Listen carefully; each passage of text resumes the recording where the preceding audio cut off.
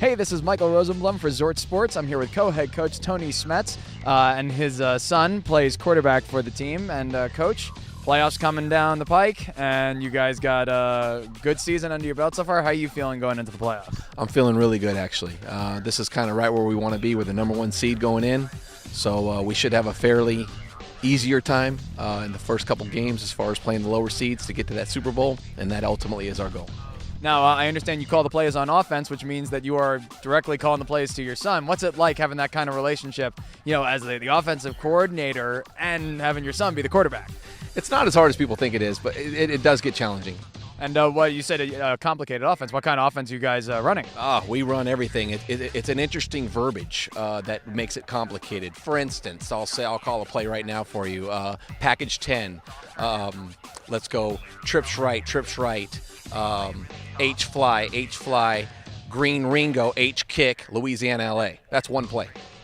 I think there was a Beetle in there, a state, and trips I understood. So it does get complicated.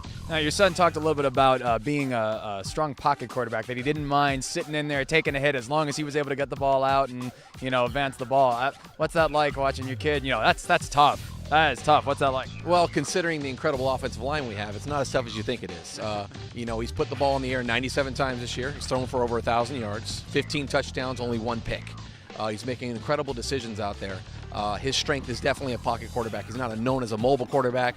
And with the strength of an incredible running game, play action is a huge portion of our offense, which makes things wide open.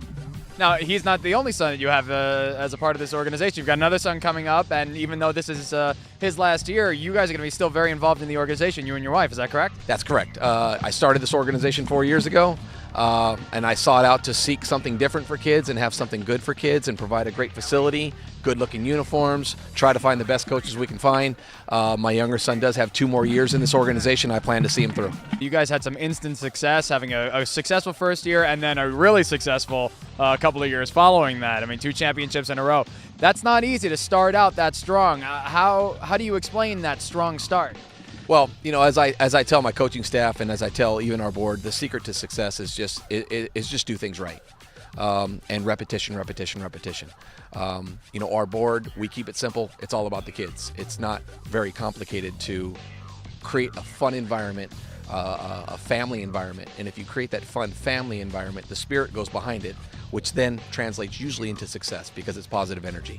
The success on the field, on the scoreboard, we've been blessed. I always tell people, you want to be known as a great coach, go get great players. We have a really, really talented group of players that the stars aligned.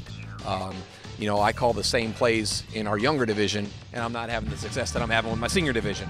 So does that make me a bad coach or a good coach? That I don't know. But the success as the organization is of such that the board is very involved. We're very strict on following the rules, on acting right, good behavior, positive energy, and it spills over into the kids. Remember, we watch all submissions and are always looking for the next athlete to feature in our Player of the Week. Next time, it might be you.